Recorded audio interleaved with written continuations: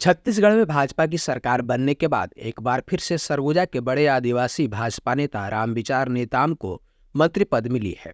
रामानुजगंज से मिली जीत एवं कैबिनेट मंत्री बनने के बाद अंबिकापुर पहुंचे रामविचार नेताम का समर्थकों ने जोरदार स्वागत किया।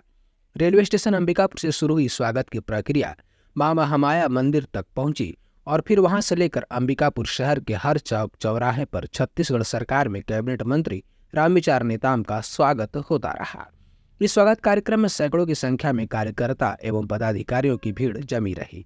रामविचार नेताम ने कहा कि सरगुजा की जनता ने पूरे उम्मीद के साथ 14 से 14 सीट भाजपा की झोली में डाला है और जनता की उस उम्मीद के मुताबिक सरगुजा में विकास का कार्य होगा। सरकार बनने के बाद मोदी की गारंटी के तहत हमने सबसे पहला काम किया है कि 18 लाख परिवारों को आवास देने का और किसानों को 2 वर्ष का बोनस भी दिया जा रहा है। और रामविचार नेताम ने क्या कहा, जरा सुनिए। मंत्रिमंडल के संयुक्त जिम्मेदारी होती है। हम सब मिलकर के प्रदेश के बेहतरी के लिए यहाँ के गांव, गरीब, किसान, मजदूर, नौजवान, बच्चे, बुजुर्ग, माताएं, बहनें सबकी चिंता करते हुए हमारी सरकार जो मोदी जी के गारंटी के तहत जो घोषणा पत्र जारी हुआ है उसके तहत हम लोगों ने काम करना शुरू किया है। आपने देखा होगा कि पहला अगर काम हुआ तो गरीबों के आवास का काम हम लोगों ने 18 लाख लोगों का आवास बन सके उसके लिए आदेश हुआ है। साथ ही साथ किसानों का बोनस का पैसा दे करके हमने अपनी प्रतिबद्धता जताया है कि किस प्रकार से हमारी सरकार काम करने वाली है।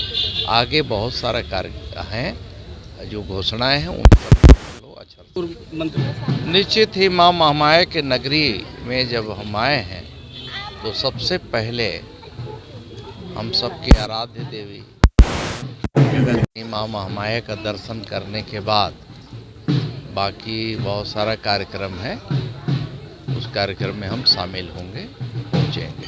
जनता ने एक बड़ा जनादेश दिया, 14 के 14 विधानसभा सीट। अब संगठन ने भी एक भरोसा जताया है।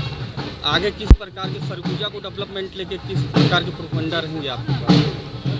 देखिए, जिस प्रकार से सरगुजा संभाग की पूरी जनता ने भारतीय जनता पार्टी पे विश्वास करके और जो भरोसा जताया है और उसी के अनुरूप हमारे राष्ट्रीय नेतृत्व ने यहाँ की जनता की इच्छा के अनुरूप यहाँ मुख्यमंत्री जैसे पद के साथ साथ 3 काबीना मंत्री बना करके एक बहुत बड़ा आशीर्वाद और सम्मान दिया है।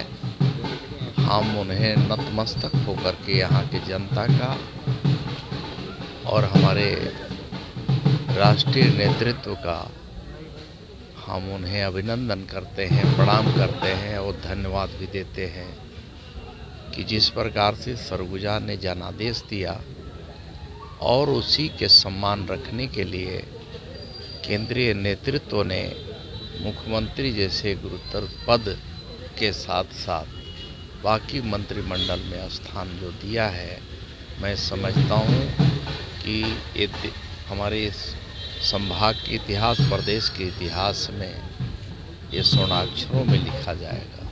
फिलहाल रामविचार नेताम के मंत्री बनने के बाद काफी संख्या में समर्थक देखे जा रहे हैं, लेकिन वह दिन भी याद करना होगा जब रामविचार नेताम रामानुजगंज से चुनाव हार गए थे और इसी अंबिकापुर में उनके समर्थक ढूंढने से भी नहीं मिलते थे। बड़ी मुश्किल से 8-10 लोग जुटते थे और अंबिकापुर का बंगला भी वीरान रहता था। राज्यसभा सांसद बनने के बाद कुछ भीड़ फिर से बढ़ी, लेकिन राज्यसभा की सदस्यता समाप्त होते ही रामविचार नेताम अंबिकापुर में जब आते थे तो समर्थकों की कमी खलती थी। लेकिन एक बार फिर से मंत्री बनने के बाद उनके अगल बगल घूमने वालों की भीड़ खड़ी हो गई है। नेताम जी को खबरी चौक परिवार की ओर से मंत्री बनने की बधाई। लेकिन मंत्री जी इस बात का जरूर ध्यान रखें कि कौन वे चेहरे थे जो विपरीत घड़ी थी दूरी बनाए हुए थे और फिर से अच्छा समय आते ही नजदीकियां बढ़ा रहे हैं, क्योंकि असली दोस्त की पहचान अच्छे समय में नहीं विपरीत परिस्थिति में होता है और रामविचार नेताम ने वह देखा हुआ है। बहरहाल अभी कैबिनेट मंत्री रामविचार नेताम का सरगुजा दौरे का कार्यक्रम है, जिसमें वे राजपुर, बलरामपुर, रामानुजगंज होते हुए अपने घर एवं विधानसभा पहुंचेंगे।